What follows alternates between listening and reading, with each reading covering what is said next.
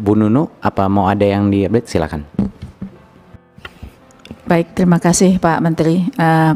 Bapak Ibu pimpinan Komisi 10 yang saya hormati beserta seluruh anggota Komisi 10 yang saya banggakan.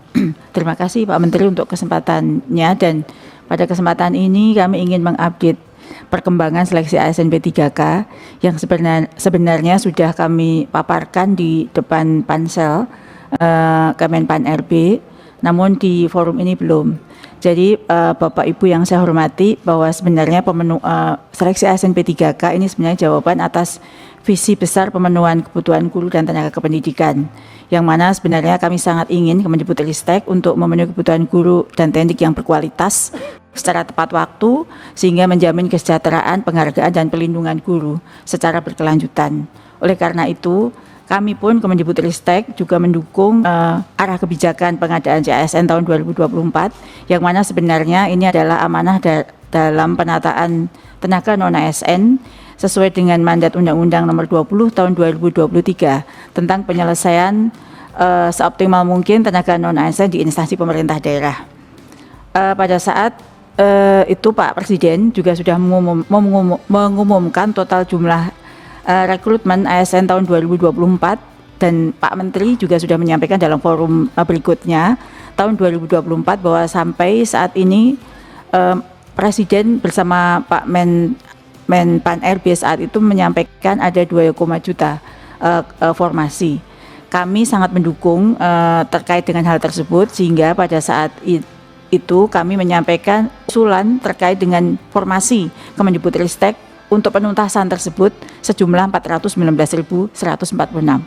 Jika jumlah formasi itu diusulkan di tahun ini, maka seluruh tenaga non-ASN di sekolah-sekolah negeri sudah tuntas di tahun ini. Namun kami sampaikan perkembangan yang sudah terjadi. Upaya pemenuhan kebutuhan guru di sekolah negeri sepanjang tahun belum pernah sesuai dengan harapan. Namun kabar gembiranya, usaha bersama gotong royong kita bersama berhasil menempatkan 775.000 guru menjadi ASN. Jumlah ini tentu jumlah yang sangat luar biasa, mendekati angka 1 juta. Dan kami terus melakukan upaya agar 419.000 untuk memenuhi 1 juta guru itu bisa terpenuhi di tahun ini. Namun sampai dengan upaya yang kami lakukan, jadi kami mungkin sampaikan bahwa usulan formasi itu sudah ditutup oleh Menpan RB tanggal 31 Januari tahun 2024. Lalu karena kami melihat bahwa total usulan itu belum seperti yang kami harapkan, yaitu 419.000 dan 82.000 usulan untuk tenaga kependidikan, maka kami bersurat dan memohon kembali untuk bisa mengundang pemerintah daerah agar mengusulkan kembali formasinya, yang sebenarnya ini adalah kewenangan dari Menpan RB untuk mengundang Pemda. Tapi karena kami sangat ingin ini maksimal, maka kami pun mengundang kembali. Dan kami melakukan rapat koordinasi mengundang 546 instansi daerah, dan hasilnya tidak seperti yang kami harapkan. Jadi 2 region itu seluruh instansi daerah di Indonesia kami undang, di Jakarta dan di Makassar. Hasilnya sampai dengan berakhir formasi itu ditutup, rakor itu dilakukan di Jakarta tanggal 22 sampai 24 Februari, lalu di region 2 di Sulawesi itu di 26 sampai 28 Februari. Sampai ditutup formasi yang sampai di Menpan RB dan ditetapkan sudah itu sejumlah 170 ribuan. Jadi jumlah formasi yang sudah dikunci itu sampai terakhir itu adalah 170.000 formasi.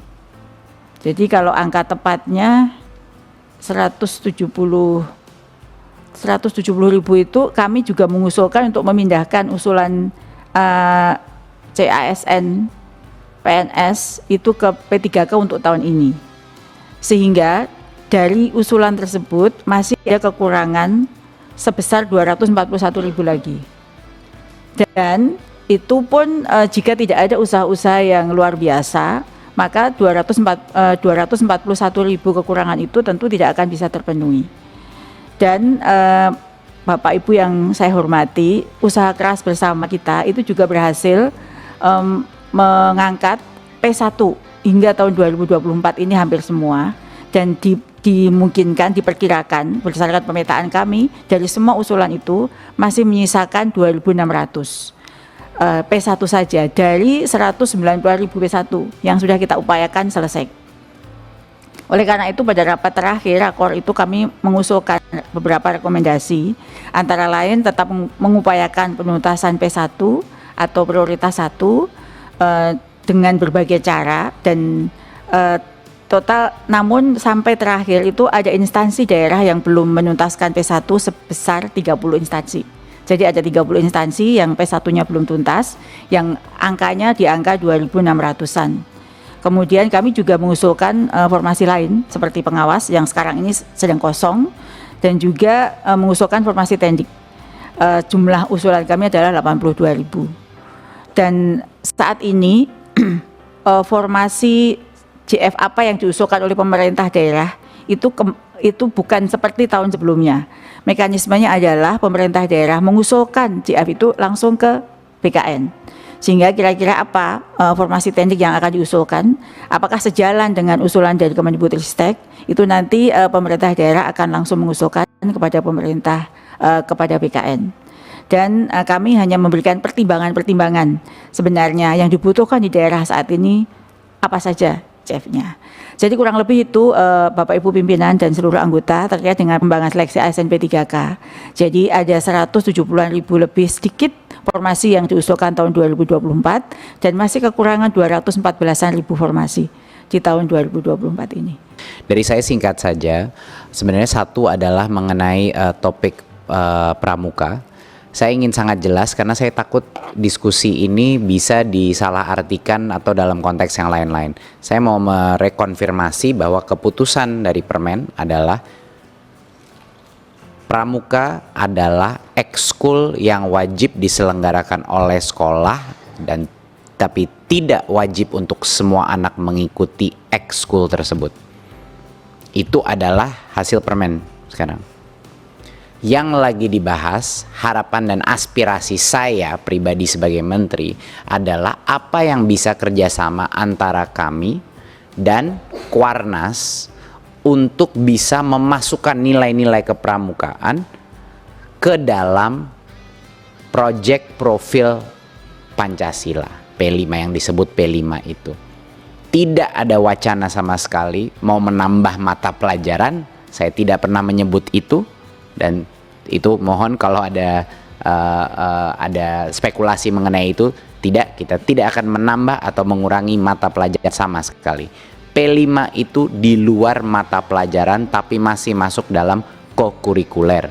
20% waktu daripada masa di dalam sekolah itu bukan di ruang kelas di mata pelajaran tapi melakukan proyek-proyek. Nah ini nih yang menurut saya mungkin ada potensi. Ini hanya wacana, bukan janji, bukan komitmen, tapi harapan saya diskusi dengan Kuarnas akan berlanjut, dan saya juga setuju seperti Kang Dede tadi bilang bahwa harus ada, harapan saya bisa mencapai suatu statement joint di mana kita bisa punya kemitraan yang lebih baik. Ya, itu penting sekali saya klarifikasi. Keputusan sudah diambil, ini ada wacana baru, bukan janji, tapi harapan besar saya kita bisa menanamkan nilai-nilai kepramukaan ke dalam proyek profil Pancasila. Seperti tadi saya sangat setuju dengan semua masukan mengenai variant job atau jenis-jenis magang sejenisnya. Ya, yang sudah jelas adalah keamanan itu nomor satu, transparansi harus ditingkatkan di setiap level dan di setiap kemitraan. Ketiga, apapun tindakan yang keluar dari sini jangan sampai merusak pengalaman mahasiswa lainnya yang merasa sudah menikmati. Itu satu hal yang sangat penting, ya. Pengalaman-pengalaman seperti ini jangan overreaksi juga sehingga kita mempersulit universitas dan mahasiswa yang benar-benar mendapat benefit dari program magang ini. Kita ingin program magang semakin besar di Indonesia, itu sudah menjadi arahan dari Kemendikbudristek dan juga satu hal yang sangat didukung oleh Pak Presiden. Jadi itu akan terus kita besarkan, tapi tentunya dengan standar kualitas dan monitoring yang lebih baik, dan akan terus kami perbaiki ke depannya. Saya rasa itu mungkin demikian dari saya. Untuk yang topik guru honorer tentunya tadi sudah dijelaskan dengan sangat detail. responsnya hanya dalam 2 topik ini. Sekali lagi terima kasih atas semua masukan Komisi 10 pada hari ini. Sekian dari saya. Wassalamualaikum warahmatullahi wabarakatuh.